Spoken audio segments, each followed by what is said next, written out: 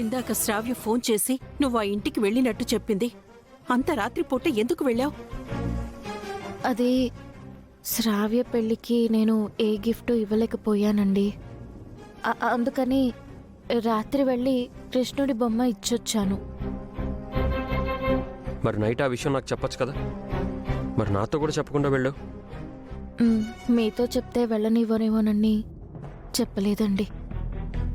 అందరి ముందు చెప్పడం బాగోదేమోనని అబద్ధం చెప్పాను. శ్రావ్యకి గిఫ్ట్ ఇవ్వాలి అనుకున్నదానివి ఉదయం వెళ్ళి ఇవ్వచ్చు కదమ్మా. అంత కష్టపడి రాత్రి ఎందుకు వెళ్ళావు? అంటే నిన్న కృష్ణాష్టమి కదండి, కృష్ణుడు పుట్టినరోజు. శ్రావ్య ఇంటికి కృష్ణుడు వస్తే తనకు కృష్ణుడు లాంటి బిడ్డ పుడతాడని ఇచ్చానండి.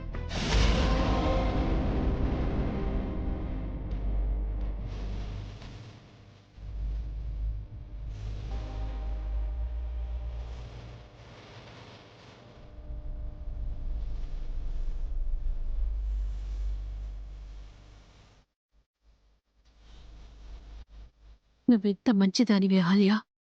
ప్రతిరోజు ప్రతి క్షణం మా గురించే ఆలోచిస్తున్నావు. నువ్వే నా కోడలుగా ఉండాలి అనుంది. నువ్వు మాత్రమే ఈ కుటుంబాన్ని కంటికి రెప్పలాగా చూసుకోగలవు. చాలా థ్యాంక్స్ అమ్మా. మాకు రాని ఆలోచన నీకొచ్చింది. నీ నోటి వాక్కు ఫలించి శ్రావ్య కాపురం సజావుగా జరిగి తనకి పండంటి బిడ్డ పుడితే నాకంతే చాలు.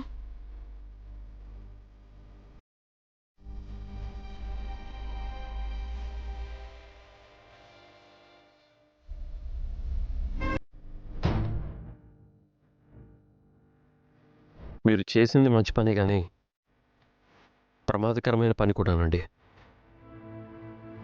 ఇంకెప్పుడు ఇలా నాతో చెప్పకుండా చేయకండి. హాస్పిటల్కి వెళ్ళొస్తాను.